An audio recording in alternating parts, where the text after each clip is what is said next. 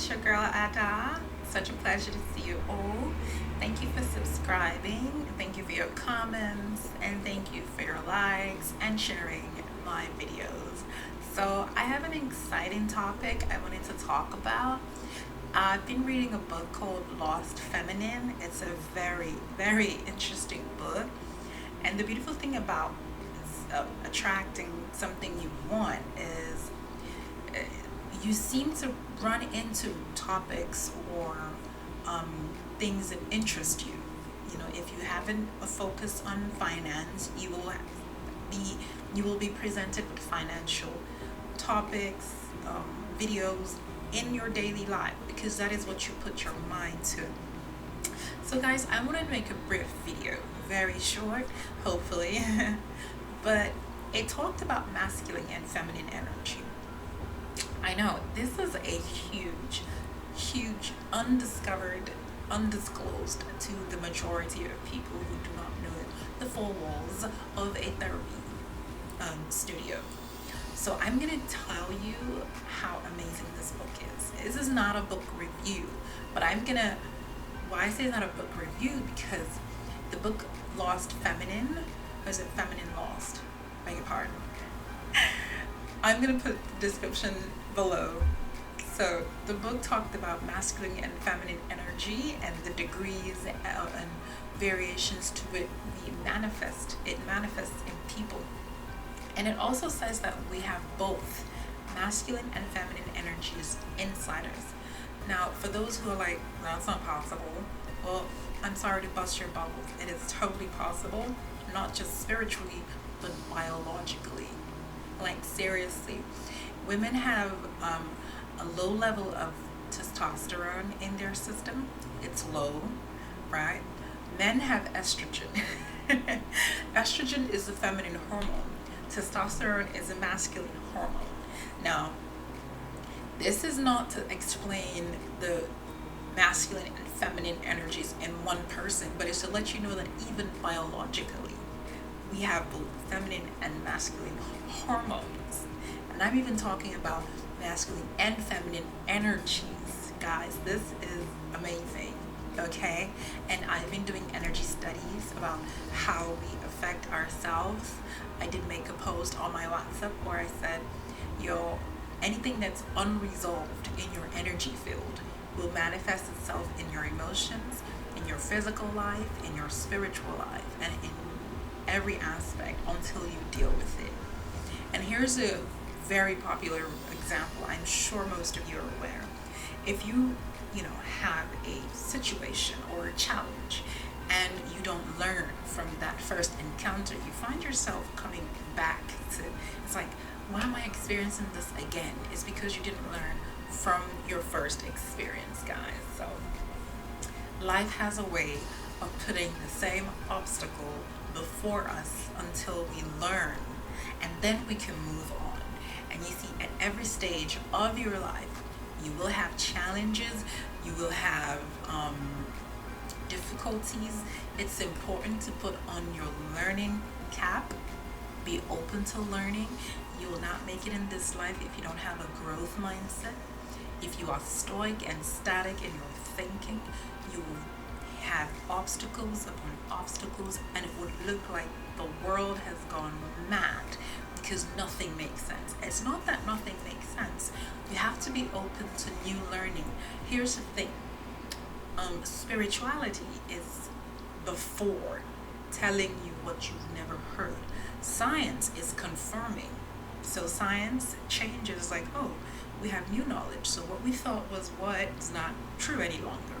You know, there was a time when people thought the earth was flat. Science is like, no, apparently it's not flat. There was a time when we thought that a person was born with a certain amount of deficiencies in their DNA. It's like, no. Apparently, genetics, it changes. Your environment forms your genetic composition. I hope I'm not confusing some of my listeners. I will make a separate video for that completely. And you guys are in for a sweet surprise. Stay tuned. So, guys, I am talking about masculine and feminine energy, believe that or not. Okay? Now, we have both energies inside of us. And I'm saying this to say that I'm going to title this Resolving Personal and Relationship and Work Conflict, Navigating Work Conflicts. Very interesting, wouldn't you say? Now, here's the thing about masculine and feminine energy. The feminine energy is relaxed and a thinking and feeling energy. The masculine energy is a doing energy. Now, I'm sure some of you might think, are you referring to gays, lesbians, or homosexuals? That's part of it. But no, I'm not referring to the LGBTQ family or group.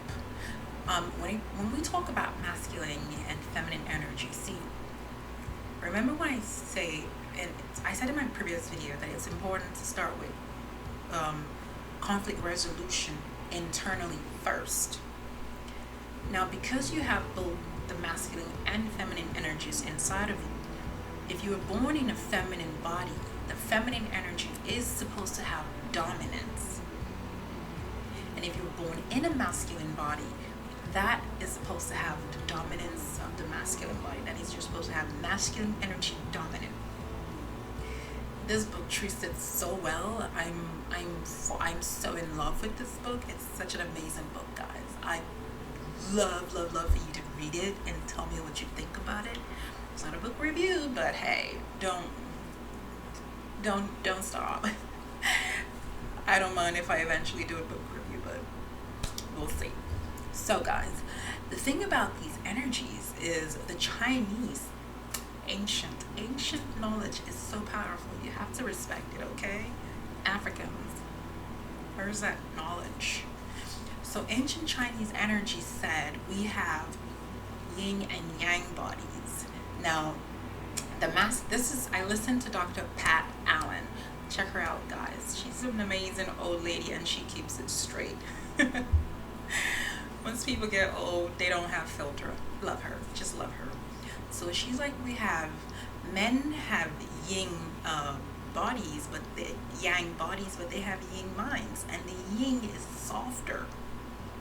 Okay, and women have yin bodies, but they have yang minds. It's amazing. And guess what? The yang is the doer. The yin is the feeler. Does anybody want to say it out loud, or should I say it? Men have the most sensitive egos. No wonder. They have a sensitive mind. It's called the yin mind. And women can be so judgmental, so stern, so unforgiving. You know, that's the yang mind or spirit. So back to masculine and feminine energy. So here's your thing. In relationships, there are four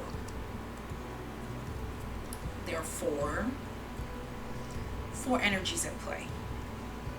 Masculine and feminine of the man or one person, and masculine and feminine of the other person.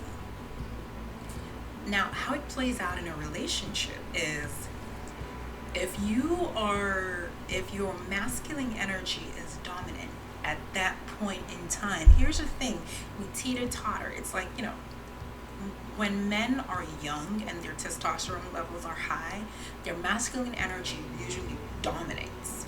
As men get older and testosterone levels drop and estrogen levels go up, they have high sensitivity, and guess what?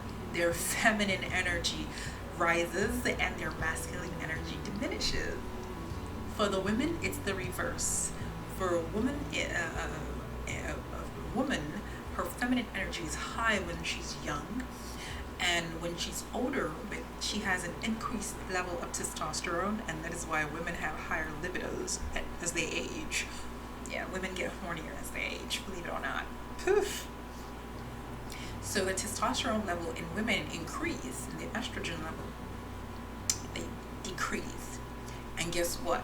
Women are much more stronger. That's why they say women outlive men, because they seem to kind of have this outlook towards life and says they can fix it, they can manage it, they're here, they can take care of everybody, they have everything under control.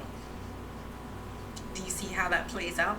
So guys, the major thing I'm trying to let you know about the masculine and the feminine energies in you is know which one is at play when you're dealing with your significant other, with your friends who happen to be higher in one energy level versus you.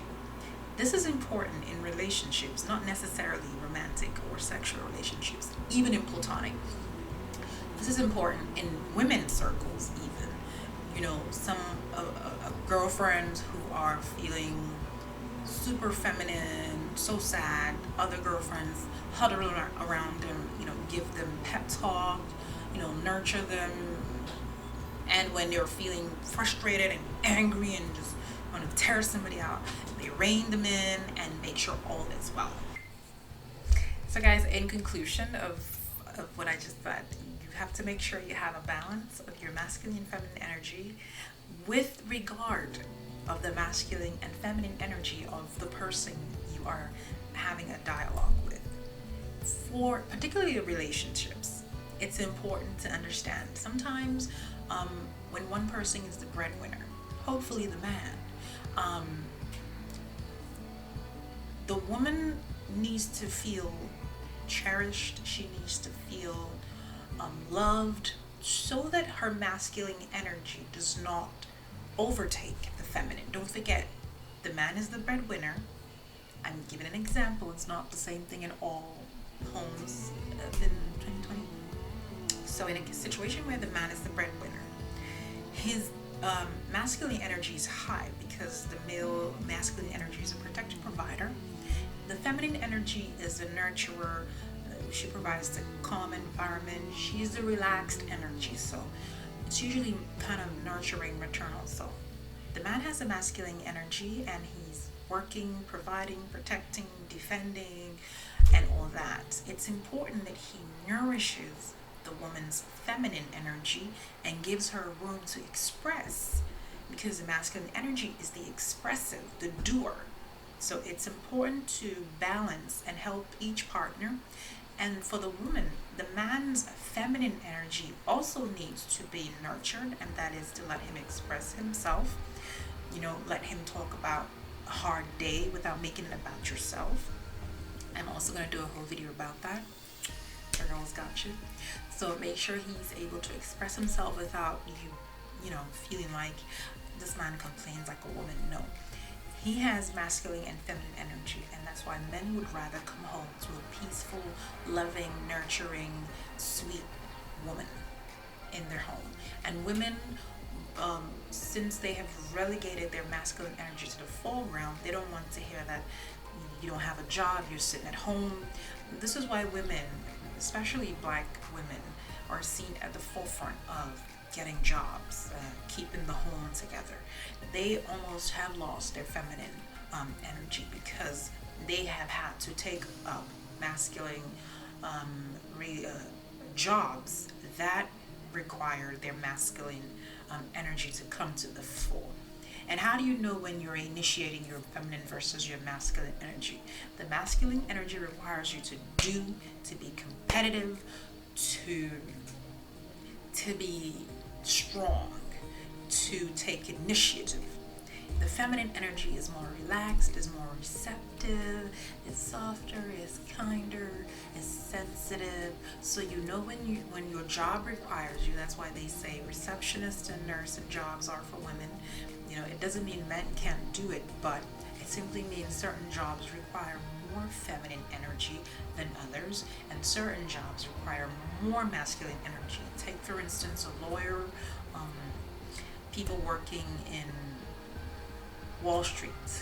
These are very competitive environments, and it's not a healthy place for someone with feminine energy, because you will be forced out of your feminine energy if you are to survive in they say testosterone dominated environment, which is true. So guys, There's a lot to talk about. There's so much to talk about. So I'm just gonna introduce it, and let's have a talk about it. Let me know what experiences you've had regarding masculine and feminine energies. Remember, if you when they say women work in male dominated businesses, rest assured they're not acting from their feminine energy. But this is not to say, let me quote Dr. Pat Allen. She says, we love women's liberation movement. We love feminism, but for God's sake, leave your balls at the door when you leave your office. Because you are going home to a masculine man and you have to compromise, okay? It doesn't mean a career woman cannot be a loving wife. It simply means you have to be conscious, even the man, okay? We all have to be conscious of and agree on what energy will be in our homes and when we're doing business. You have to agree and maintain it. Marriage, or I'd like to call it marriage, not just partnerships or unions, okay? That's not my type of thing. In a marriage, you have to agree to sustain the energy that brought you together. Remember, if this is why people get married, divorced, according to Dr. Pat Allen. Guys, I'm giving away so much, okay? I'm going to end it here, and probably in the next video I'm going to expound it more. But the idea is, when you are required to do, make sure it means you're acting from your masculine. When you're not required to do, when you're required to relax, be sweet and kind and sensitive and helpful and thoughtful, that's your feminine side. And it's okay to express both. But in the dynamics of a relationship, you have to know which one becomes dominant of you. And if it switches, okay, partners need to, it's like salsa tango. If you're leading, I follow. If I'm leading, you follow. This is the dance of marriage. And this, I hope, will help you. A little advice. Take care of yourself. And I will see you in the next video.